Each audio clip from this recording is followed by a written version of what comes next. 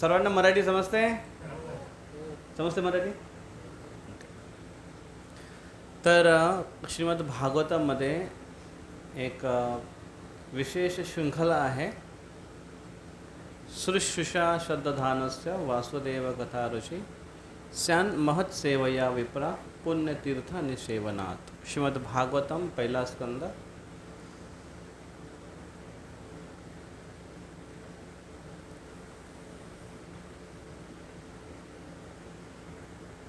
कुठल्या स्कंदामध्ये आहे? दुसरा. पहिला स्कंद दुसरा अध्याय 16वा श्लोक. शुश्रूषा श्रद्धाधानस्य वासुदेव कथा रुची. की एखाद्या व्यक्तीची वासुदेव कथा रुची केव्हा निर्माण होईल? वासुदेव कथा रुची. वासुदेव कोण आहेत? कृष्ण. कृष्णांचं नाव आहे वासुदेव. का? कोणाचे पुत्र आहेत? वसुदेवांचे पुत्र म्हणून वासुदेव. वासुदेव कथा रुची. वासुदेवांच्या बद्दल कथा, वासुदेवांची कथा, वासुदेवांची लीला, कृष्णांच्या लीला कथा यांच्याप्रती रुची. रुची म्हणजे आवड. केव्हा निर्माण होईल? खिचडी प्रसाद खाल्ल्यावर. केव्हा निर्माण होईल? शुश्रूषा श्रद्धाधानस्य. जेव्हा एखादा व्यक्ती भक्तांची सेवा करतो किंवा श्रीमद भागवत किंवा व्यक्ती भागवत यांची सेवा करतो, तेव्हा त्यामध्ये श्रद्धा निर्माण होते. श्रद्धा प्रत्येकामध्ये असते, पण ती श्रद्धा वृद्धिंगत होण्यासाठी शुश्रूषा. शुश्रूषा म्हणजे काय? सेवा. हॉस्पिटल लिहिलेलं असतं की नाही? हॉस्पिटलला शुश्रूषा, शुश्रूषा सेवा. जेव्हा आपण सेवा करतोय, वैष्णवांची सेवा करतोय, शुद्ध भक्तांची सेवा करतोय, वैष्णव आचार्यांची सेवा करतोय, तेव्हा आपल्यामध्ये श्रद्धा ही अनुक्रमिष्यती, वाढायला सुरुवात होते. आणि जेव्हा ही श्रद्धा वाढते तेव्हा तो व्यक्ती अधोश्रद्धा तथा भजन, अधोश्रद्धा तथा साधुसंग तथा भजन क्रिया अनर्थ निवृत्ती स्यात्. अधोश्रद्धा त्यांनी अनायास किंवा अनहोनी किंवा अवचित किंवा त्याला माहिती नसताना पण कधी त्यांनी अचानक जर सेवा केली एखाद्या संत पुरुषांची, त्याला श्रद्धा त्याच्यामध्ये निर्माण होते. आणि ती श्रद्धा पुढे एखाद्या भक्तांच्या संघामध्ये जेव्हा तो येतो तेव्हा ती श्रद्धा वाढायला चालू होते. श्रद्धा त्याची वाढायला सुरुवात होते. अधोश्रद्धा तथा साधू संघ. साधूंचा संघ केला त्याने, साधूंच्या सोबत राहिला त्याने. मग काय होईल? साधूंच्या सोबत राहून काय केलं पाहिजे? मोबाईल नाही उचलला पाहिजे. हां, त्यांना ऐकायचं आहे. हां, मग ते स्पीकर जवळ ठेवा लावून, कॉल करून. ओके ओके समजलं.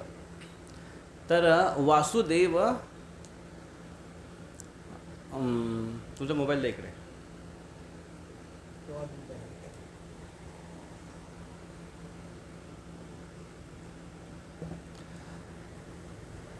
अधोश्रद्धा तथा साधू संघ. वैष्णवांचा संघ जेव्हा आला तेव्हा साधू संघ, भजन क्रिया. वैष्णवांच्या संघात काय केलं पाहिजे ते जास्त महत्त्वाचं आहे. काय केलं पाहिजे? भजन क्रिया. साधूच्या संघात काय केलं पाहिजे? फक्त खिचडी खाल्ली पाहिजे, मोबाईल चालवला पाहिजे. काय केलं पाहिजे? भजन क्रिया. भोजन क्रिया नाही, फक्त भजन क्रिया केली पाहिजे. भजन क्रिया म्हणजे काय? साधना. काय आहे साधना? ABCD. कोण सांगेल ABCD म्हणजे काय? ISKCON ABCD. A for Apple तर आपण ऐकलेलं आहे. हां, A फॉर असोसिएशन म्हणजे संघ. Association of devotees, Krishna's devotees. Association of devotee, भक्तांचा संघ. A फॉर म्हणा, A फॉर असोसिएशन म्हणजे, असोसिएशन म्हणजे संघ. संघ. असोसिएशन म्हणजे संघ. A for association. B for books reading. कुठले books? Books, Bhagavad Gita, Bhagavatam. B Bhagavad Gita reading, B for Bhagavad Gita reading, B for books reading. कुठले? आध्यात्मिक बुक्स वाचणे. C for chanting. चॅन्टिंग काय? भगवंताच्या नावाचा जप करणे. भगवंताच्या नावाचा जप करणे, माळा करणे. C for chanting and D for कोणी सांगितलं? डाएट. डाएट म्हणजे आहार. कुठला आहार? डॉक्टरने काय डाएट सांगितला? भगवंतांचा महाप्रसाद. सात्विकपेक्षा पण सगळ्यात श्रेष्ठ भगवंताचा महाप्रसाद. फक्त महाप्रसाद ग्रहण करणे. आणि अधिक महिन्यामध्ये तर अधिक नियमाचं पालन करणे. काय अधिक नियम आहे? बाहेर भंडाऱ्यामध्ये न खाणे, लग्नामध्ये न खाणे. लग्न तर असे पण नाहीच आहेत. फक्त आणि फक्त महाप्रसाद ग्रहण करणे. D for diet. आणि डीचा दुसरा एक अर्थ होतो, D for dancing. Dancing in kirtan. कोण धडपडतो तिथे? Dancing in kirtan. भगवंतांच्या नावाने कीर्तन करणे आणि कीर्तनामध्ये नाचणे, नृत्य करणे. ABCD is a Sadhana. ABCD ही साधना आहे. ठीक ठीक. ABCD. मग भजन क्रिया काय आहे? साधना. साधना काय आहे? ABCD. साधूंच्या संघामध्ये काय केलं पाहिजे? भजन क्रिया.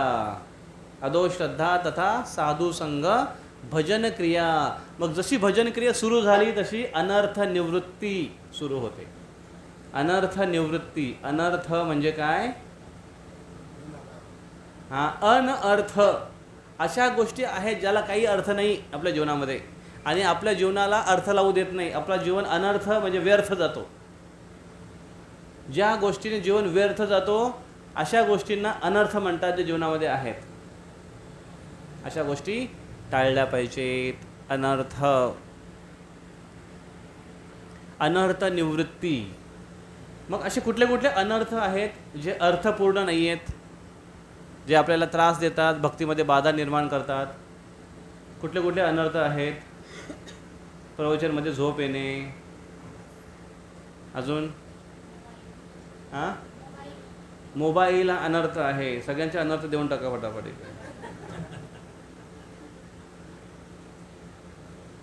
मी मार्केटमध्ये घेऊन एकाला देऊन टाकीन. सगळे अनर्थ तुम्ही घेऊन टाका. याचं जेवढं काही येईल लक्ष्मी डोनेशन म्हणून मंदिरात मुलीलांना देऊन टाकू आपण नवीन मंदिर बांधण्यासाठी. अनर्थ काय काय काय? अजून गप्पा मारणे बाहेर. त्याला काय म्हणतात? प्रजल्प. काय म्हणतात? प्रजल्प. प्रजल्प. प्रकृष्ट रूपेने जल्प. असा जल्प, अशी बडबड. बसा तिथे, जाऊ नका बाहेर. नाही, दुसऱ्यांना नका जागा दो. तुम्ही बसा. तुम्ही बसा. तो असा पण थोड्या वेळात उठून जाणार आहे बाहेर. त्याच्या पोटात दुखेल.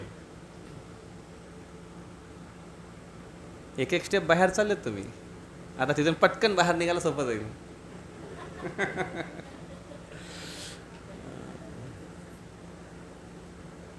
अदो श्रद्धा तथा साधू संघ भजन क्रिया अनर्थ निवृत्ती. या सगळ्या अनर्थ आहेत. सत्संगापासून पलायन करणे हे अनर्थ आहेत. फार मोठे अनर्थ आहेत. श्रवण करण्यापासून कंटाळा वाटणे.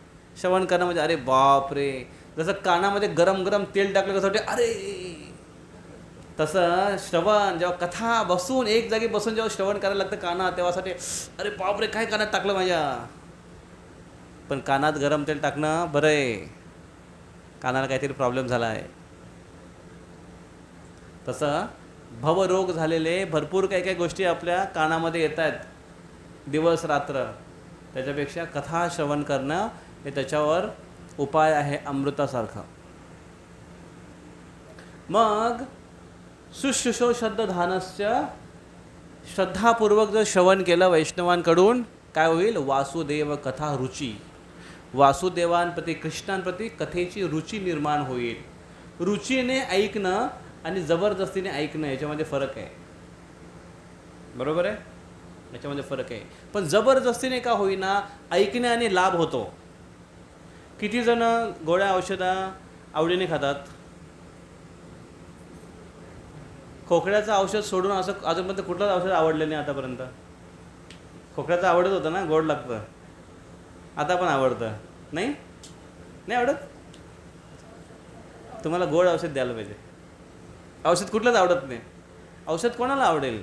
पण जरी न आवडता औषध खाल्लं तरी ते परिणाम करेल की नाही? आवड असो किंवा नसो, औषध घेतल्याने परिणाम होणारच, जर योग्य औषध असेल तर. तसं हरिनाम, कृष्णकथा आवडो किंवा नसो, कान उघडे ठेवून जर ऐकलं, लाभ होणारच. आपण काय काय गोष्टी कान खोल के सुन लो बोलते ना, कान खोल के सुनो. अरे त्या गोष्टी कान खोल के नहीं, ह्या गोष्टी कान खोल के सुनना चाहिए. काय? भगवत कथा, वासुदेव कथा रुची शान महत सेवया. काय होतं भगवद्गीतेची कथा श्रवण केल्याने? मग रुचिपूर्वक शृण्वतां स्वकथा कृष्ण पुण्यश्रवण कीर्तन हृदयन्तस्थोय भद्राणि विदुनोति सुरसतां. नष्टप्रायेषु अभद्रेषु, अभद्रा भद्रा नाव असतं कोणाचं? भद्रा माहिती आहे? भद्रा, हे भद्रे असं म्हणतात, हे भद्रे. भद्रचा अर्थ काय? भद्र म्हणजे चांगलं, शुभ. भद्रा मारुती आहे ना, भद्रा म्हणजे शुभ. भद्रे म्हणजे हे शुभे. एखादी स्त्रीला, बायकोला शिवजी असं पार्वतीला मोस्टली हाक मारतात, भद्राकाली म्हणतात ना. हे भद्रे, हे शुभे, हे शुभांगी. शुभांगी म्हणजे काय? जिचा अंग शुभ आहे, सुंदर आहे, सुडोल आहे, शुभांगी. श्रीमती राधाराणींचं नाव आहे शू. नष्टप्रायेषु अभद्रेषु, अभद्र जे आहेत आपल्या हृदयामध्ये, ते सगळे नष्ट व्हायला सुरुवात होतील. नष्टप्राये, नष्टप्राय, प्राय म्हणजे लगभग. लगभग सगळे अनर्थ नष्ट होतात, लगभग सगळे अनर्थ नष्ट होतात. जसं ते ॲडव्हर्टाईज येते बघा, काय ॲडव्हर्टाईज येते? एखादी साबूनची ॲडव्हर्टाईज येते ना, 99.99% प्रोटेक्शन आहे ना. मी खूप विचार करायचो की हे 99.99 का बरं सांगतात ते लोक, 100% का बरं देत नाही? Condition apply. नष्टप्राय, श्रीमद भागवत म्हणतं नष्टप्राय, लगभग सगळे अनर्थ नष्ट होतात. मग थोडेफार राहतात किडे, ते डोक्यामध्ये कधी कधी, सगळ्या ठिकाणी आहे. हां, तसं नष्टप्राय, प्राय लगभग हे अनर्थ नष्ट झाले. मग जेवढी जास्त प्रॅक्टिस करू तेवढे लवकर अनर्थ नष्ट होतील. नष्टप्रायेषु अभद्रेषु नित्यं भागवत सेवया. नित्यं भागवत सेवया. कसं भागवत सेवा केली पाहिजे? नित्यम. साप्ताहिक केली पाहिजे का? भागवत सप्ताह आहे, चला 7 दिवस भागवत कथा, आणि मग बाकी मग आपल्या कथा किती मोठ्या असतात माहिती आहे का? संपत नाही आयुष्यभर. भागवत कथा 7 दिवसात संपून टाकली. नो, नित्यम भागवत सेवया. भागवत सप्ताहाची जी परंपरा बनलेली आहे ती ओकेजनली करू शकतो, केव्हा केव्हा काही तिथीनुसार किंवा कुठल्या एका प्रोग्रामसाठी करू शकतो, काय प्रॉब्लेम नाही. पण त्याच्यानंतर रेग्युलर भागवतमचा अभ्यास केला गेला पाहिजे, कारण भागवतम हा नित्यम श्रवण करण्यासारखा विषय आहे. नित्यम भागवत सेवया. काय केलं पाहिजे? सेवया केल्या पाहिजेत. भागवतचा अभ्यास केला की लगेच शेवया करता. का इकडे शेवया आपल्याकडे रामनेरला त्या शेवया बनवतात बघा, त्या पिठाच्या शेवया. त्या शेवया नाही, सेवया. सेवा केली पाहिजे. कोणाची? भागवतमची सेवा केली पाहिजे. भागवतमची सेवा कशी करणार? धूळ पुसणार, कपड्यातून बाहेर काढणार. कशी केली पाहिजे सेवा? अध्ययन अध्ययन अध्ययन. वाचन नाही, अध्ययन. स्टडी, अध्ययन. अध्ययन केलं पाहिजे. भागवतम अध्ययन केलं पाहिजे. आणि असं जेव्हा आपण अध्ययन करतो, नित्यम भागवतम, नित्य रूप से भगवतीर उत्तम श्लोकेर भक्तिर भवती. भगवतीर उत्तम श्लोकेर. भगवतीर, भगवंतांची. उत्तम श्लोक. कोण आहेत भगवान? उत्तम श्लोक भगवंतांना म्हटलं जातं, कारण त्यांना उत्तम श्लोकाद्वारे त्यांची स्तुती केली जाते. भगवंत उत्तम श्लोकाद्वारे स्तुती केले जाणारे किंवा करण्यायोग्य असे व्यक्ती आहेत. उत्तम कविता, श्लोका, संस्कृत उत्तम श्लोक. भक्तीर भवती नैष्ठकी. निष्ठापूर्ण भक्ती निर्माण होते. नैष्ठिकी भक्ती नाही आहे आता सध्या. कुठली भक्ती आहे? कोमल श्रद्धा आहे. कोमल श्रद्धा असल्यामुळे कोमल श्रद्धाच्या स्तरावर काय होतं? व्यक्तीची भावना भगवंतांवर आहे, विग्रहांवर आहे, आणि सेवेमध्ये पण तो थोडा लागतो, पण त्याची वैष्णव सेवेमध्ये तेवढी रुची नाही आहे. वैष्णवांच्या प्रती जर काही गोष्टी घडल्या तर निंदा सुरू होते, किंवा मानलं तर ठराविक एकालाच फक्त वैष्णव मानणार. हा म्हणजे वैष्णव किंवा ही म्हणजे वैष्णवी, बाकी सगळे हैवान. एक व्यक्तीला सांगितलं, भगवान कृष्ण कोण आहेत? गो ब्राह्मण्य हितायच. गायीचे रक्षण करणारे आहेत. तुम्ही बाहेर अजिबात जायचं नाही.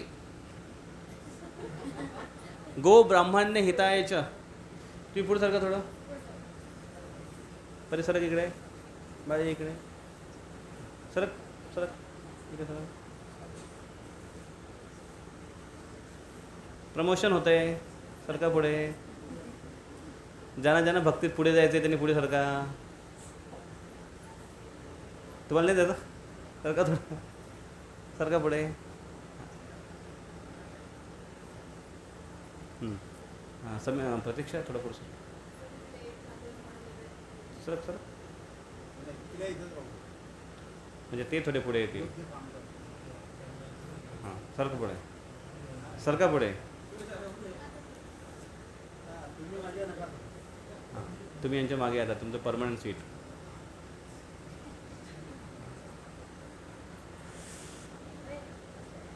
जबरदस्तीची भक्ती. जबरदस्त भक्ती आहे की जबरदस्तीची भक्ती आहे?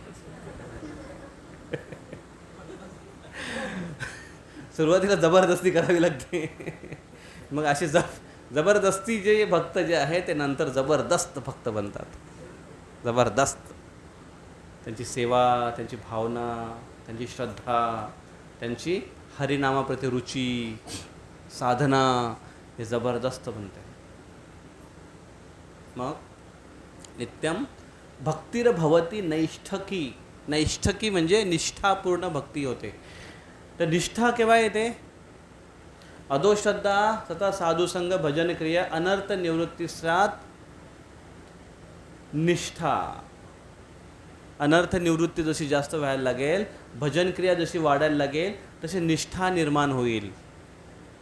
नवीन नवीन लग्न झालेलं असतं तेव्हा, आता हे आजकाल हे उदाहरण किती लागू पडेल का माहिती नाही मला, पण एक पूर्वी अरेंज मॅरेज ज्या पद्धतीचे होते त्या पद्धतीचं, नवीन नवीन जी नववधू जेव्हा घरात येते तेव्हा तिच्यासाठी सगळं नवं असतं, सगळे परके असतात. इक्का दुक्का फक्त थोडा चेहरा बघितलेला असतो, आणि मग त्यांच्याप्रती ती थोडीशी जपूनच वागते, घाबरूनच राहते, काय चुका होतील का किंवा काय असं. एका काळी once upon a time there was some culture. आज मुलगी घरी पण येऊन जाते, चुलीपासून फिरून जाते, तिला सगळं बघून घेते, कोण सासू आहे सगळं सगळं तिला माहिती असतं. पण एक समय असा होता, आणि मग ती हळूहळू 1 वर्ष जेव्हा तिला व्हायला लागतं, जवळजवळ 6 महिने 1 वर्ष, तेव्हा ती रुळते, आणि मग तिचे संबंध प्रस्थापित होतात सासूबाईंशी, सासऱ्यांशी, नणंदशी, त्याच्यानंतर दीरच म्हणतात ना, दीर त्यांच्याशी, आणि पतीशी. असे दृढ संबंध बनत जातात. आणि मग पुढे जाऊन जीवनामध्ये काही कठीण प्रसंग जरी असले तरी एक दुसऱ्याची साथ ते सोडत नाही. साथ सोडत. तुम्ही एवढं का बरं कन्फ्यूज येत नाही बोलायला? मागच्या आठवड्यामध्ये आम्ही चर्चा करत होतो. मग पवार भाऊ सांगत होते एका ठिकाणी म्हणे एक कुठेतरी एक घटना अशी घडली. फक्त हेच नाही, पवार भाऊ सांगत हेच नाही, असे अजून 2-3 ठिकाणी मी ऐकलं की लग्न झालं, एवढं थाटामाटात लग्न झालं. किती खर्च केला? 50-60 लाख रुपये खर्च केले लग्नाला. आणि 6 महिने टिकली नाही ती टिकला नाही किंवा ती टिकली नाही किंवा तो टिकला नाही, जे पण असेल. 6 महिन्यामध्ये डायव्होर्सचा फॉर्म त्यांनी सबमिट केला. डायव्होर्सची प्रोसेस सुरू झाली. तर म्हटलं काय पंचायत ही, 50-60 लाख खर्च केले आणि 6 महिने टिकली नाही, एवढा पैसा कशाला वाया घालवत आहे? मी म्हटलं एक आयडिया काढू आपण. आपल्या सगळ्या लोकांना, सगळ्या मुलांना सांगून ठेवायचं आताच. 1 वर्ष लग्न एकदम थाटामाटात करायचं नाही, साधं सिंपल लग्न करायचं आणि 1 वर्ष वाट बघायची. आणि 1 वर्षात जर टिकली चांगली तर मग पहिली जे ॲनिव्हर्सरी येईल ना ती मग धूमधाममध्ये साजरी करायची. चांगली आयडिया आहे ना? नाही असं नाही. तिला काय माहिती आहे का आपण असं त्यासाठी करतोय? 1 वर्ष एक अंदाज तर येतो ना, चाल चलन, रहन सहन, बोलणं वागणं, बरोबर आहे. पण एक ॲव्हरेजली एका वर्षामध्ये एक अंदाज कळतं कसं वागलं पाहिजे कुठल्याही व्यक्तीशी. सुरुवातीला फार कन्फ्यूज होतात दोघं आणि त्याच्यामुळे कधी कधी भांडणं पण खूप होतात. आजकाल मी बघितले असे काही कपल नवीन खूप भांडतात आणि नंतर मग एखाद वर्षाने त्यांना समजतं की अरे बापरे, या व्यक्तीला हे असं आवडत नाही, अशा पद्धतीने यांच्याशी वागावं. त्या नवऱ्याला पण हे समजतं की हिच्याशी अशा पद्धतीने वागावं, हिच्याशी असं वागू नये. हे त्यांना 1 वर्ष लागतो समजता. आणि मग त्याने एक दुसऱ्यांना समजून घेऊन मग व्यवस्थित ते आचरण आणि व्यवहार करायला लागतात. मग जो संबंध आहे दोघांचा तो गाढा होतो, फिक्स होतो. मग छोटे मोठे प्रसंग जरी आले, छोटे मोठे जरी भांडणं झाले किंवा कोण एखादं काहीतरी बोलला रागात तरी पण एका दिवसामध्ये संध्याकाळी विसरून जातात. एक व्यक्ती सांगत होते, गृहस्थ काउन्सिलर, फार महत्त्वाचा सेंटेन्स आहे. ते म्हटले एक गृहस्थ व्यक्तीने एक गोष्ट लक्षात ठेवणं फार गरजेचं आहे की सकाळी किंवा दिवसात झालेलं भांडण संध्याकाळपर्यंत कुठल्याही अवस्थेत ते मिटवलंच पाहिजे. न मिटवता झोपू नये.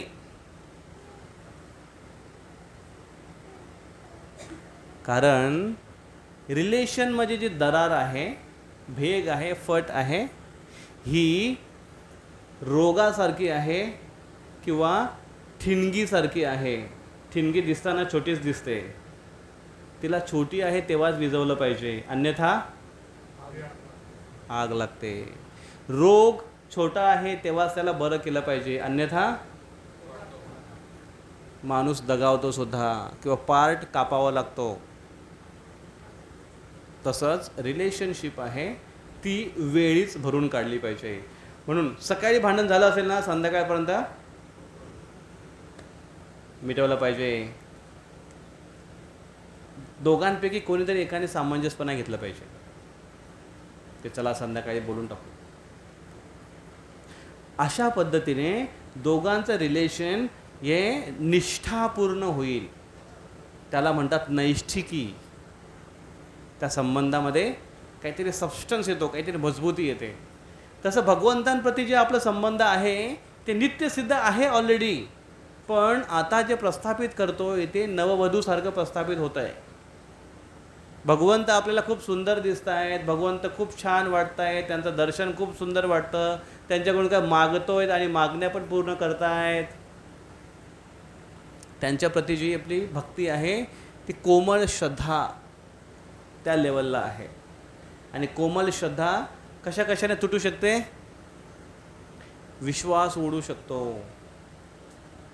प्रोसेसमधून विश्वास उडू शकतो, शास्त्रावरचा विश्वास उडू शकतो एखादी गोष्ट अशी ऐकली असेल तर, किंवा एखाद्या भक्तांनी काही चुकीचं आचरण केलं ते बघून आपण भक्तीमध्ये हादरू शकतो.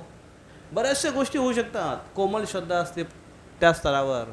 पण जेव्हा एखादा व्यक्ती दृढ भगवंतांप्रती दृढ रिलेशनमध्ये जातो तो, तेव्हा काहीही हो, जीवनामध्ये आग लागो किंवा प्रपंचामध्ये काही हो किंवा इतर अन्य काही घटना घटो, त्याची भगवंतांप्रतीची निष्ठा आहे कधीच कमी होत नाही, वाढत जाते.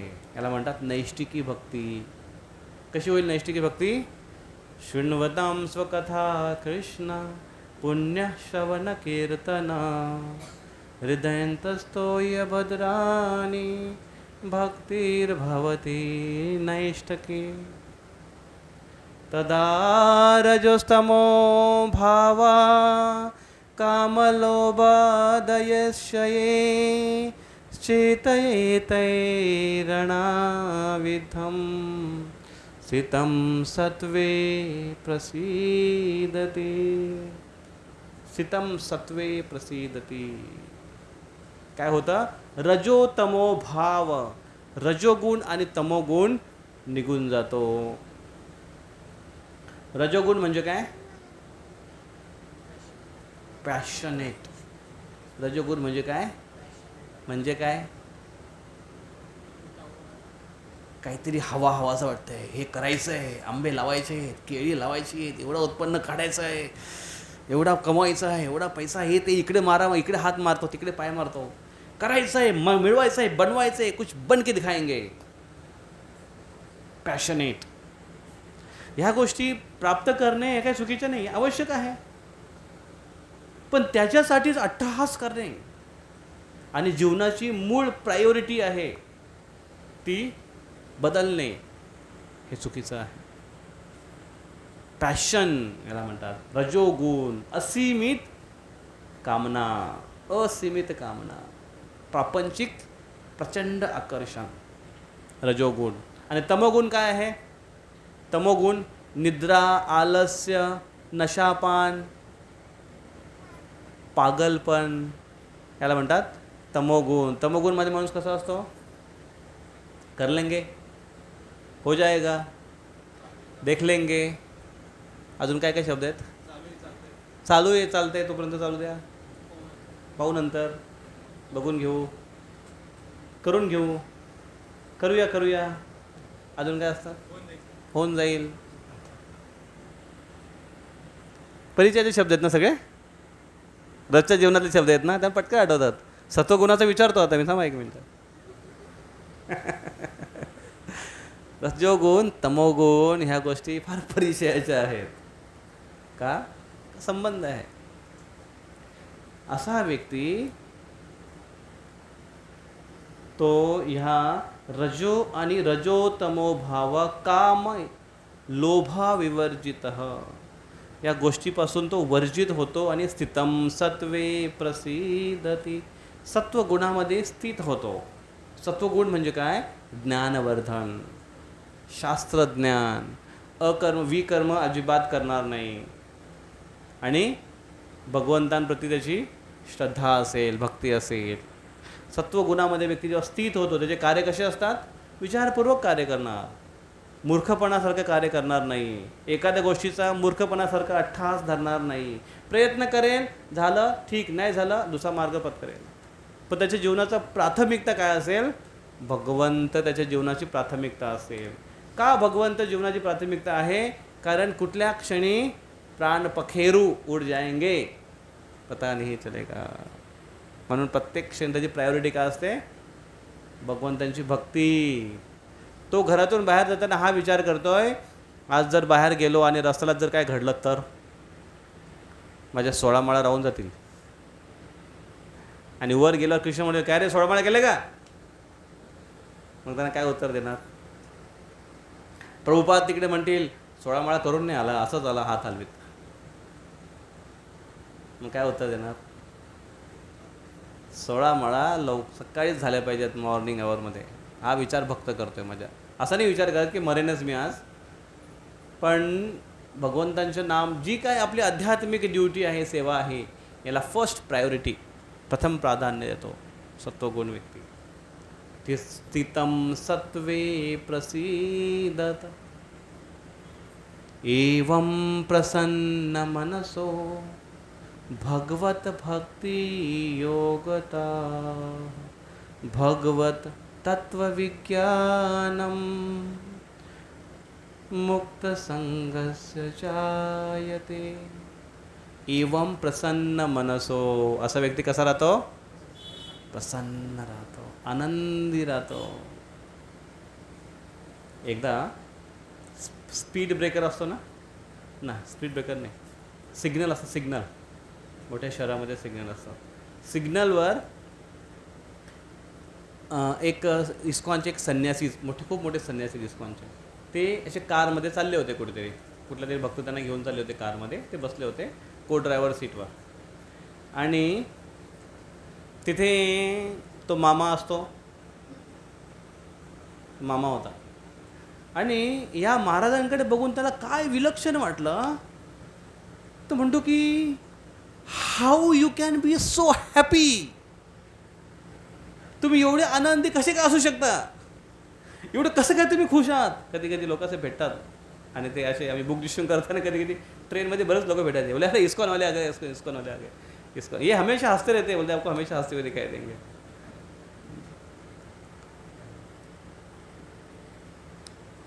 ते म्हटलं की तुम्ही एवढे आनंदी कसे काय, मला सांगा की तुम्ही एवढे आनंदी कसे काय. आणि सिग्नल सुटला होता आणि निघत होते. तेवढ्यात महाराज बोलले की तुम्हाला खूप काय करण्याची गरज नाही, you just have to give up your misery. एक शब्द सांगितला त्यांनी, तुम्हाला फक्त एकच गोष्ट करण्याची गरज आहे. काय? तुम्ही तुमचे स्वतःचा दुःख त्यागलं पाहिजे. अरे मग आपण दुःख त्यागत नाही का, आपण स्वतः पकडतो का? हो, आपल्याला वाटते की आपण दुःखी नसावं, पण दुःख आपण सोडायला तयार नाही. अर्थात ज्या गोष्टीने दुःख होतं ती गोष्ट सोडायला तयार नाही आहे. आणि ह्या भौतिक जगामध्ये सगळ्यात मोठं दुःखाचं कारण काय आहे? भौतिक इच्छा, इंद्रिय तृप्तीसाठी केलेला प्रयत्न, हे आपल्याला दुःखामध्ये टाकतं. एकदा आपले एक फार मोठे ब्रह्मचारी आहेत, सोशल मीडियावर फार नाव आहे त्यांचं, गौर गोपाल प्रभू नाव ऐकलं असेल. ते एकदा बाहेर चालले होते फॉरेन कंट्रीमध्ये, आणि एअरपोर्टवर त्यांना एकदा बाहेरच्या देशामध्ये तिथे एक त्यांना महिला भेटली आणि थोडी वयस्कर अशी होती ती. तिने याला विचारलं, असं मंक दिसतोय, तर त्यांनी विचारलं की तू यू आर मंक? तूने कहा yes mother, yes yes ma'am, I have you got married? ती बोलते आय एम अ मंक. तो ती म्हणते no, I am just asking in केस.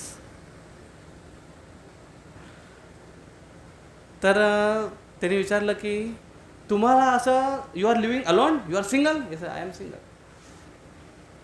तिने विचारलं की तुम्हाला जीवनामध्ये असं काय वाटत नाही काय की तुम्ही काहीतरी मिस केलंय? Are you not feeling something missing in your life? He said yes of course. She said what? He said misery. तिने विचारलं की तुने जीवनामध्ये काहीतरी मिस केलं असं तुला वाटत नाही का? ते म्हणलं हो मला वाटतंय. ते बोलले काय वाटतंय? तेच वाटतंय मी जीवनातून मिस केलं. बोलले काय मिस केलं? दुःख. आणि तिला एवढं आवडलं ते उत्तर. ते म्हणते वाव व्हॉट अ आन्सर. एवढी हसायला लागली ती, खूप खुश झाली ती. आणि ती म्हणते I bless you my child, remain like this for whole life. समजलं तुम्हाला? नाही समजलं. एक माणूस ज्योतिषीकडे गेला. एक मुलगा लग्नाच्या भरामध्ये होता, म्हणजे लग्नाच्या वयामध्ये होता, आणि ज्योतिषीकडे गेला. आणि ज्योतिषी म्हणतो, हात दाखवला. ज्योतिषी साहेब बघा काय उबल, काय समजत नाही काय होतंय माझ्या जीवनामध्ये, लग्न जुळत नाही, का बरं लग्न होत नाही? ज्योतिषीने हात बघितला. ज्योतिषीने म्हटला अरे वेड्या, तुझ्या जीवनात सुखच सुख लिहिलेलं आहे, लग्न कसं होईल?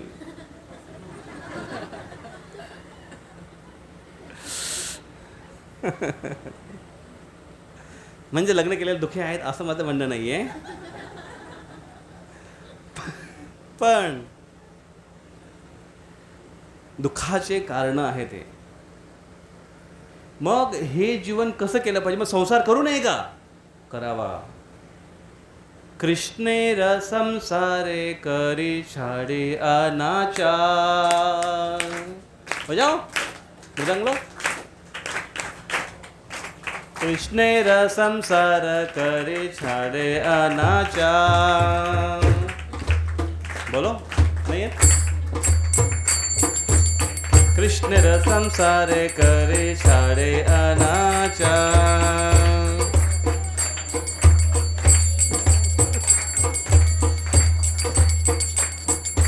कृष्ण माता कृष्ण पिता कृष्ण धना प्राण. कृष्ण माता कृष्ण पिता कृष्ण धना प्राण. कृष्णेर संसार करे छाडी अनाचार. फास्ट बोलो बोलो. कृष्णेर संसार करे छाडी अनाचार.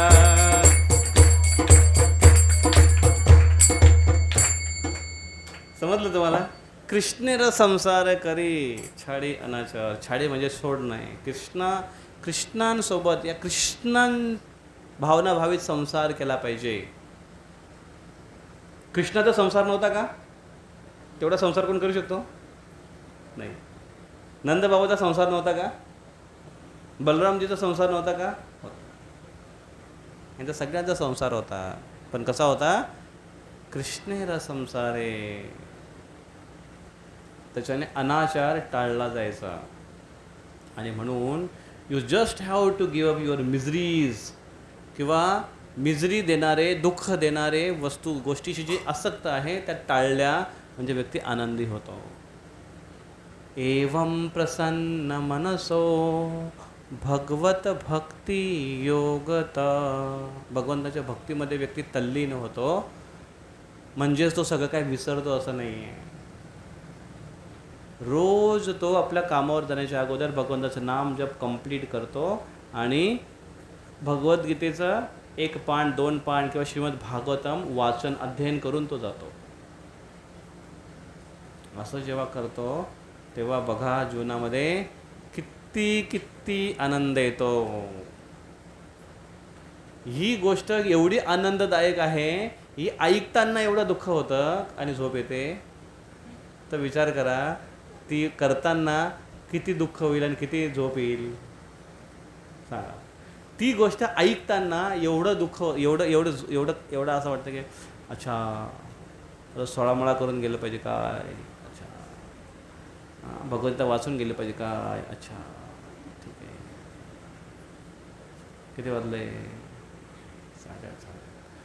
अजून 15 मिनटं चालेल प्रभूजींचा, नाही का?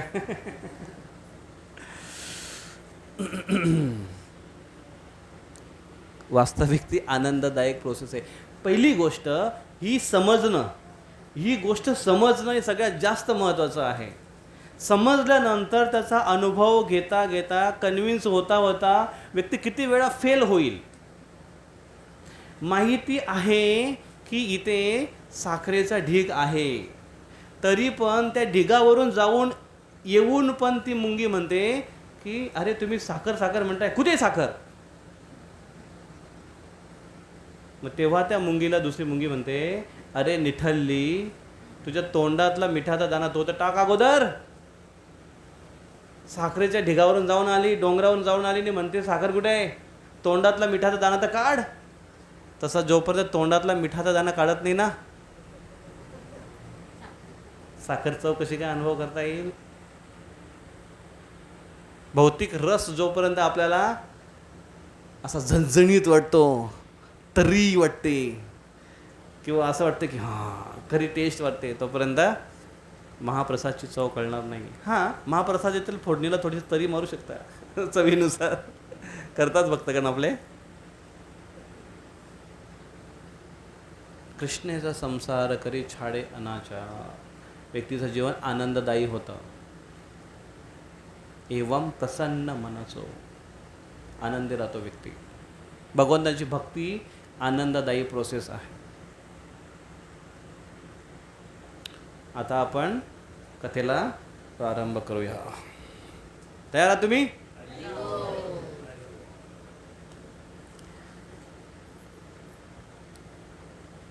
नारद मुनी हे ब्रह्माजींचे मस्तिष्कातून निर्माण झालेले पुत्र आहेत. ब्रह्माजींनी सृष्टीची निर्मिती करायला सुरुवात केली. ब्रह्माजींचा जन्म झाला, त्यांना माहितीने काय करायला पाहिजे, व त्यांनी तपस्या केली. मग भगवान कृष्णाने त्यांना हृदयामध्ये मार्गदर्शन केलं आणि सृष्टीची उत्पत्ती करायची आहे एवढं त्यांना सांगितलं. आणि ब्रह्माजींनी सुरुवात केली. मग त्याने आपल्या मनापासून पुत्र निर्माण केले नाही. आणि मग त्याच्यामध्ये चतुष्कुमारांचा जन्म झाला. 4 मुलं छोटे छोटे, आणि छोटे छोटे लहान मुलं 4. त्यांच्या अंगावर कपडे पण नाही आहेत. त्यांना सांगितलं, बाळांनो आता संसार करा, तपस्या करा आणि संसार करा आणि संतती वाढवा, प्रजा वाढवा. ते 4 मुलं म्हणतात, आम्ही ब्रह्मचर्य राहणार आयुष्यभर, आम्ही या लग्नाच्या झंझटमध्ये पडणार नाही. आणि ब्रह्माजींना राग आला, अरे मूर्ख असे कसे म्हणताय.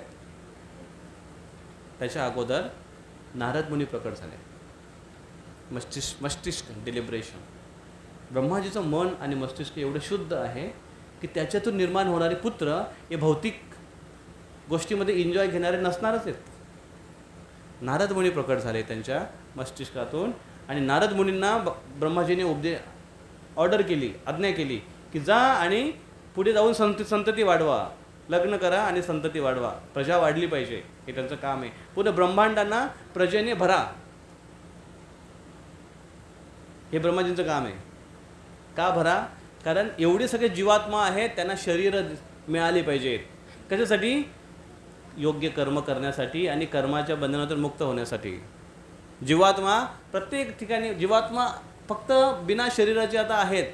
त्यांना शरीर मिळाल्याशिवाय कार्य कसे होतील, कर्म कसे होतील, म्हणून त्यांना शरीर पाहिजे. आणि नारद मुनीने सांगितलं, नो पापा, इटिंग शुगर नो पापा. आणि पापाला राग आला. पप्पांच्या आज्ञांचं उल्लंघन का? कारण मी कसलं काय कार्य करतोय, भगवंतानी मला आज्ञा केलेली आहे, त्यांच्याच मिशनमध्ये मी कार्य करतोय आणि तुम्ही नाही म्हणताय. वास्तविक आईवडिलांच्या आज्ञांचं उल्लंघन करण्याची एकच फक्त गोष्ट आहे की जिथे मुलगा आईवडिलांच्या आज्ञांचं उल्लंघन करू शकतो. ती म्हणजे जर एखादा मुलगा म्हणतो की मी पूर्णपणे भगवंताच्या सेवेमध्ये चाललोय, आणि तिथे जर आईवडिलांनी सांगितलं की नाही जाऊ शकत, तू आमच्या आज्ञाचं उल्लंघन करू नाही शकत, वगैरे वगैरे वगैरे वगैरे, मुलाला अपराध लागत नाही, मुलाला पाप लागत नाही, लक्षात ठेव. म्हणून मुलगा एकुलता एक नसावा. एक देशासाठी पाहिजे, एक आईवडिलांच्या सेवेसाठी पाहिजे, एक समाजाच्या सेवेसाठी पाहिजे, पाहिजे ना. अर्धे पाव पोरं घेऊन काय करताय? आजकाल अर्धे पाववर झालेत. काही ते म्हणतात मुलंच नको आम्हाला, असे पण महानग आहेत आपल्याकडे. तर नारद मुनी नाही म्हटलं आणि ब्रह्माजींना असंतुष्ट वाटले, ब्रह्माजींना वाईट वाटलं ते. आणि त्यांचा शाप त्यांच्याकडून निघाला की तू एवढा आत्मसाक्षात्कारी किंवा दिव्य ज्ञानी ह्या भावनेने तू राहतोस आणि म्हणून माझ्या आज्ञेचं उल्लंघन करतोयस. ह्या गोष्टीला प्रपंच वाढवणं याला तू भौतिक समजतोयस. मी तुला शाप देतो की ह्याच भौतिकतेमध्ये तू पडलेला राहशील, भौतिक आकर्षणामध्येच तू राहशील. जेव्हा आईवडिलांच्या आज्ञेचं उल्लंघन घेऊन जेव्हा व्यक्ती जातो तेव्हा त्यासाठी चॅलेंजसुद्धा असतात. आणि त्याच्यामुळे जे पूर्णपणे शुद्ध स्वरूपात भगवंतांचे शुद्ध भक्तीच्या स्तरावर असणारे नारद मुनी ब्रह्माजींना कुपित केल्यामुळे त्यांचं आध्यात्मिक स्तरावरून पतन झालं. म्हणून आपल्या अथॉरिटी, आपले गुरुगण यांच्या आज्ञेचं पालन करणं हे भक्तीसाठी पोषक आहे. आणि उल्लंघन करणं किंवा त्यांना डिस्प्लीज करणं हे भक्तीसाठी भयानक असतं. आणि त्याच्यामुळे नारद मुनी जे आत्मसाक्षात्कारी होते, आता त्यांचं पतन होऊन त्यांचा एक देवताच्या रूपाने जन्म झाला, ज्यांचं नाव होतं उपबर्हण. काय नाव होतं? उपबर्हण नावाचे एक देवता, गंधर्व देवता बनले. देवतांमध्ये विविध कॅटेगरी आहेत. गंधर्व हे गाण्यामध्ये खूप स्पेशल, ऑर्केस्ट्रा त्यांची फार चालते. गंधर्व हे गाण्यामध्ये, मृदंग वाजवण्यामध्ये, कलेमध्ये, सिंगिंग कलेमध्ये एक्सपर्ट आहे आणि दिसायला फार सुंदर असतात गंधर्व. उपबर्हण नावाचा गंधर्व झाले. मग तिथे ते एवढे कामुक असायचे आणि स्त्रियांमध्ये मोस्टली असायचे. त्यांच्या ऑर्केस्ट्रामध्ये स्त्रिया वगैरे खूप असायच्या आणि ते गाण्यामध्येच आनंद घेऊ लागत होते. पण त्यांचं गाणं एवढं चांगलं होतं की स्वर्गामध्ये सुद्धा फेमस होते त्यांचं ऑर्केस्ट्रा. आणि त्यांच्या ऑर्केस्ट्रा डिमांड स्वर्गापासून ब्रह्मलोकांपर्यंत डिमांड होती. एकदा ब्रह्मलोकामध्ये, ब्रह्मलोक स्वर्गलोक किती दूर आहे?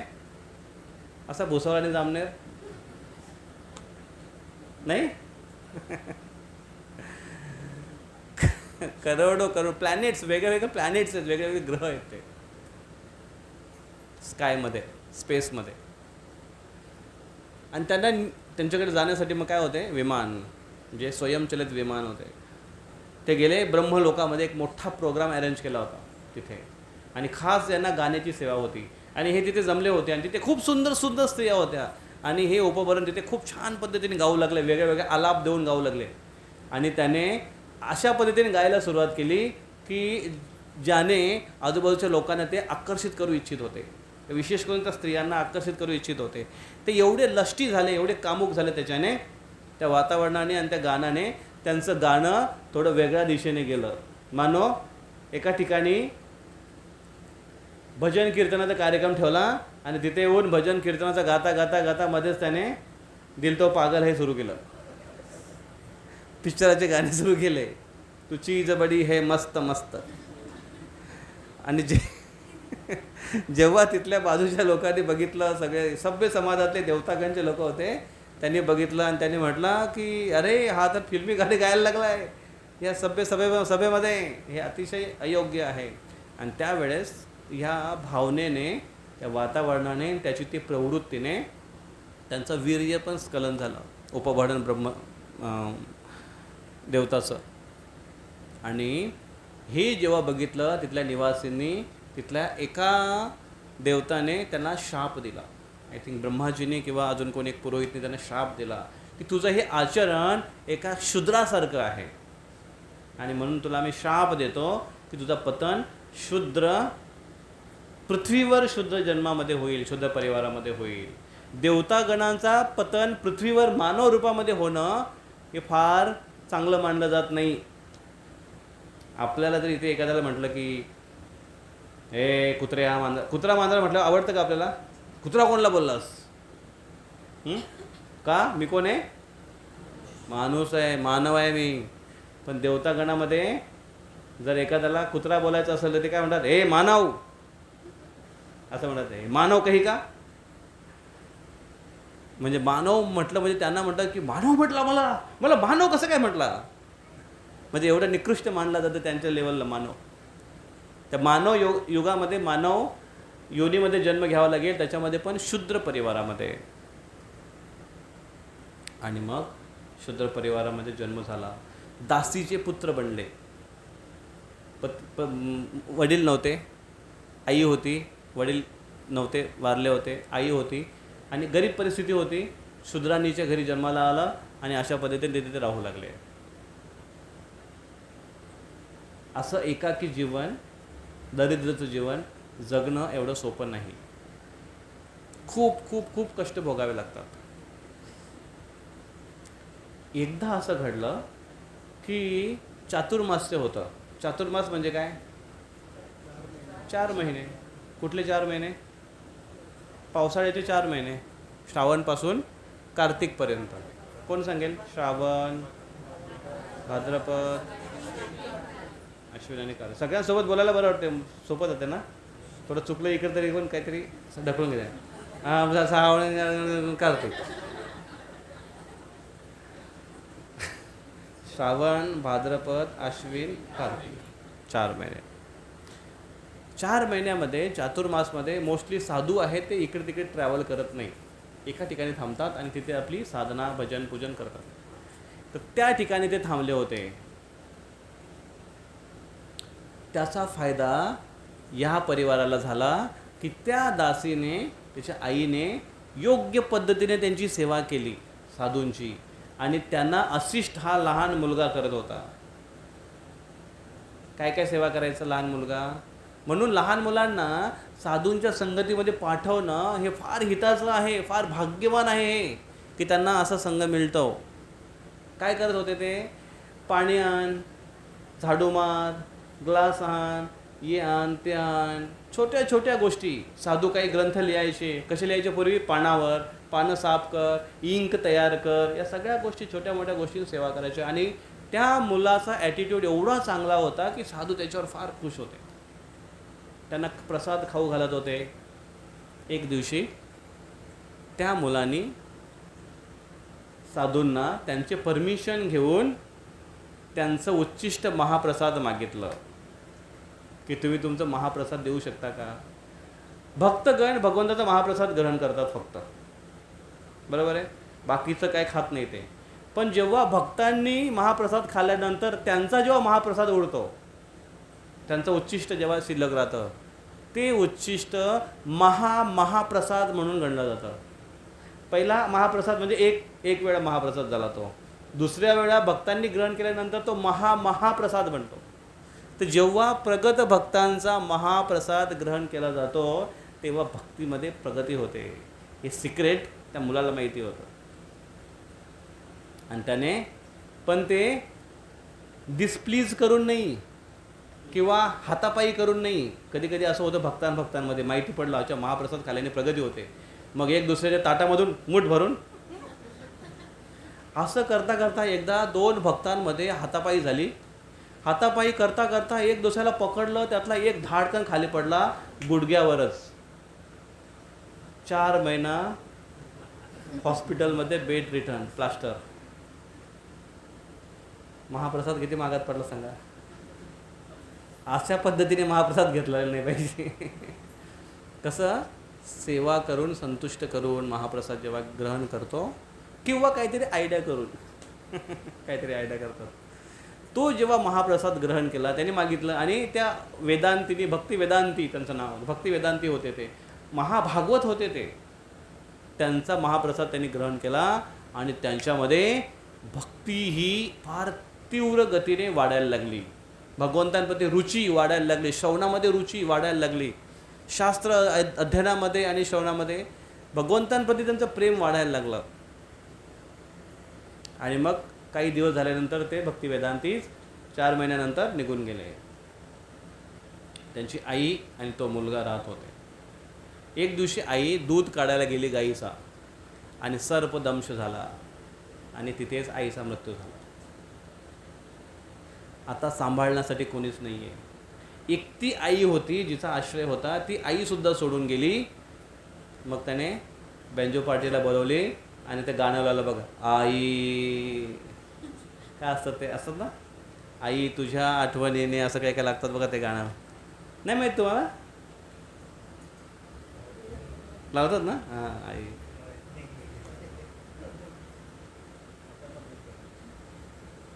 आई तुझं ले करू वेडग को करू, ऐकलंय? लहानपणी गायचो.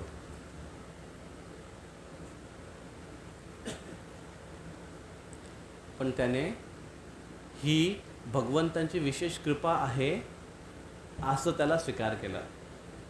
त्याच्या जीवनामध्ये फार बिकट परिस्थिती, एकच आश्रय होता, तो पण निघून गेला. भक्ती वेदांती होते, ते पण निघून गेले. पण भक्ती त्याच्या हृदयामध्ये वाढत असल्यामुळे भगवंतांचं कनेक्शन जाणू शकत होते. जीवनामध्ये काय घटना घडतात त्याच्यामध्ये भगवंताचा हात ते बघू शकत होते. आणि म्हणून त्याने इमिजिएटली घर सोडून बाहेर निघाला तो मुलगा. जे काय कर्तव्य केल्यानंतर बाहेर निघाला आणि खेत खलियान जंगलमधून पास करत करत करत करत दूर एकांतामध्ये जंगलामध्ये गेला. तिथे एका झाडाखाली बसून भगवंतांचं ध्यान करायला सुरुवात केली. भगवंताचं नामस्मरण करायला सुरुवात केली. हरे कृष्णा कृष्ण कृष्ण हरे हरे, हरे राम राम राम हरे. तीव्रतेने भगवंतांना पुकारायला सुरुवात केली. आणि त्याची जेव्हा तीव्रता वाढू लागली दिवसेंदिवस, तसं भगवंतांचा असोसिएशन, प्राकट्य, सानिध्य हे हृदयामध्ये जाणवू लागले, अनुभव करू लागले. आणि एक दिवशी त्यांचा हृदय पूर्णपणे प्रकाशित झाला आणि हृदयामध्ये भगवान श्री नारायण हरी यांचं दर्शन केलं. ते दर्शन एवढं दिव्य होतं, एवढं आकर्षक होतं, एवढं त्यांचा लुभावणं होतं की ते दर्शन करून ते गदगदित झाले. त्यांच्यामध्ये अष्टसात्विक विकार निर्माण झाले, डोळ्यातून अश्रू निघायला लागले आणि एवढे आनंदित झाले ते दृश्य बघून. आणि अचानक ते दृश्य गायब झाले. आणि जसं ते दृश्य गायब झालं तसं ते हृदयामध्ये अजून शोधण्याचा प्रयत्न केला की कुठे गेलं ते दृश्य, कुठे गेले ते भगवान, कुठे गेले. आणि जेव्हा त्यांना आतमध्ये सापडलं नाही तेव्हा त्यांनी डोळे उघडले बाहेर बघण्यासाठी. उघडले डोळे? डोळे उघडा. आतमध्ये भगवंत सापडत झोपून. डोळे उघडा, बाहेर भगवंत कुठेतरी असतील. आणि बाहेर त्यांनी शोधण्याचा खूप प्रयत्न केला. इकडे ते इकडे भटकू लागले. डोळ्यातून धारा व्हायला लागल्या भगवंताच्या विरहाने. आणि त्या डोळ्याने दिसायला त्यांना दिसत नव्हतं त्या अश्रूमुळे. त्याच्यामुळे दगडांना, झाडांना ठोकर देत खाली पडायचे. आणि अशा पद्धतीने रुदन करू लागले मोठमोठ्याने आणि भगवंताने पुकारू लागले. भगवंतांना मोठ्याने पुकारू लागले ते, हे भगवान, हे कृष्ण, तुम्ही कुठे आहात? कृपया मला दर्शन द्या. त्यांची ही कासावीस भावना बघून भगवंतांनी त्यांना फक्त आवाज दिला आणि त्यांनी म्हटलं की हे बालक, मी तुला पुन्हा दर्शन देणार नाही, कारण तू अजून तेवढ्या योग्यतेचा झालेला नाही, तुझी तेवढी शुद्धता झालेली नाही, तुझी भक्ती तेवढी अजून परिपक्व झालेली नाही आहे. तू माझा आवाजसुद्धा ऐकण्याच्या योग्यतेचा नाही आहेस. पण तुझी ही अवस्था बघून मी कृपापूर्ण तुला हे ऐकवतो. ऐक की यापुढे तुला माझं दर्शन होणार नाही. तू ज्या पद्धतीने तीव्रतेने भक्ती करत आलास असंच पुढे जीवनाच्या शेवटपर्यंत कंटिन्यू करत राहा आणि पुढच्या जन्मात तुला दिव्य स्वरूप प्राप्त होईल. एवढं बोलून तो आवाज संपला. नारद त्या बालकाला समजला की भगवंतांचा हे आवाज आहे, भगवंतांची ऑर्डर, इन्स्ट्रक्शन्स आहे, मी त्याला तीव्रतेने पालन केली पाहिजे. आणि पुढे त्या बालकाने भगवंतांची ही भक्ती आराधना आहे तेवढ्या दृढतेने करायला सुरुवात केली. माधुकरी करून राहत होता आणि जास्त वेळ आणि पूर्ण फोकस भगवंतांच्या स्मरणामध्ये आणि भगवंतांच्या भक्तीमध्ये, नाम जपमध्ये होता. आणि असं करता करता करता एक दिवस त्याचा मृत्यू झाला. आणि जसा त्याचा मृत्यू झाला तसा तो जो आत्मा शरीर सोडून जेव्हा बाहेर निघाला त्या शरीराला, त्या आत्म्याला दिव्य शरीर प्राप्त झालं. कुठलं दिव्य शरीर? सच्चित आनंद तत्वाने बनलेला शरीर, दिव्य शरीर. कुठलं शरीर होतं ते? त्यांचं ओरिजिनल मूळ शरीर नारद मुनींचं. नारद मुनी बजाये विना राधिका रमण नामे. नारायण नारायण करत करत करत निघाले. आणि कुठे फिरतात नारद मुनी? कुठेही. त्यांना ट्रॅव्हलिंग चार्जेस लागत नाही, त्यांना कुठल्या व्हेइकलची आवश्यकता नाही, कुठल्या ग्रहावर त्यांना कुठल्या देशामध्ये त्यांना पासपोर्ट विजाची आवश्यकता नाही. इंटरनॅशनल नाही, इंटर प्लॅनेट ट्रॅव्हलिंग करतात ते. पण त्यांना कोणी अडवू शकत नाही. दिव्य शरीरामध्ये भ्रमण करतात. त्रिकालज्ञ आहेत आणि त्रिकालदर्शी आहेतच, पण त्रिकाळ आणि लोकांमध्ये ते भ्रमण करू शकतात. असे नारद मुनी मूळ स्वरूपात प्राप्त झाले. कुठून सुरुवात झाली? ब्रह्माजींना डिस्प्लीज, असंतुष्ट केला, त्यांच्याप्रती अपराध केला आणि त्याच्यामुळे पतन झालं. वैष्णवांच्या असंतुष्टीने पतन होणं फार लवकर ही क्रिया होते. आणि उद्धार कशाने झाला? वैष्णवांच्या संतांच्या सेवेनेच. वैष्णवांच्या सेवेनंच उद्धार झाला. त्यांचा महाप्रसाद ग्रहण केला. उच्छिष्ट लेपान अनुमोदितो द्विजये. त्यांचा महाप्रसाद ग्रहण केला आणि भक्ती तीव्रतेने केली, साधना तीव्रतेने केली, ABCD तीव्रतेने केली आणि काय झालं? मूळ स्वरूपाला प्राप्त झाले. ओरिजिनल स्वरूप नारद मुनींचं प्राप्त झालं. म्हणून शुश्रूषो श्रद्धाधानस्य वासुदेव कथारुचे शान्महत्सेवया विप्र पुण्यतीर्थनिसेवना. वैष्णवांच्या संघामध्ये सेवा केली पाहिजे. सेवेने भगवान कृष्ण म्हणतात अर्जुनाला दुसऱ्या पुराणामध्ये, जो म्हणतो की तो माझा भक्त आहे, वास्तविक तो माझा भक्त नाही. जो असं म्हणतो की जो माझ्या भक्तांचा भक्त आहे तो माझा भक्त आहे, असं कृष्ण अर्जुनाला म्हणतात, डिक्लेअर करतात. आणि म्हणून वैष्णव सेवा अतिशय महत्त्वाची आहे. कोण वैष्णव आहे मग? अतएव यार मुखी, अतएव एक कृष्ण, अतएव यार मुखी एक कृष्ण नाम, सेई तो वैष्णव करिह तहार सम्मान. ज्याच्या मुखात एकदा जरी कृष्ण नाव आलेलं आहे, म्हणा हरे कृष्ण हरे कृष्ण कृष्ण कृष्ण हरे हरे हरे राम हरे राम राम राम हरे हरे. तुम्ही सगळे वैष्णव झाले. आता मी तुमची सेवा केली तर माझा नक्कीच उद्धार होईल.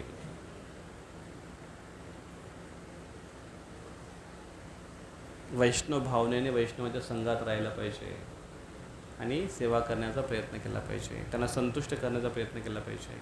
अशा पद्धतीने व्यक्ती भक्तीमध्ये प्रगती करतो आहे आणि त्याची श्रद्धा श्रवणामध्ये वाढते, रुची श्रवणामध्ये वाढते आणि हळूहळू मोबाईल कमी होतो. आहे ना? काय केलं पाहिजे? काय केलं पाहिजे? वैष्णवाच्या संघामध्ये श्रवण केलं पाहिजे व्यवस्थित. काय केलं पाहिजे? मोबाईल जमा करून सेवा श्रवण केलं पाहिजे.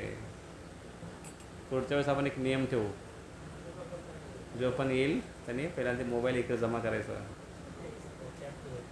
आणि मग कथेला बसायचं. मोबाईल एकदा जमा केला की एकदम बिंदास वाटतं, रिलॅक्स. हरे कृष्णा. कोणाचा काय प्रश्न आहे?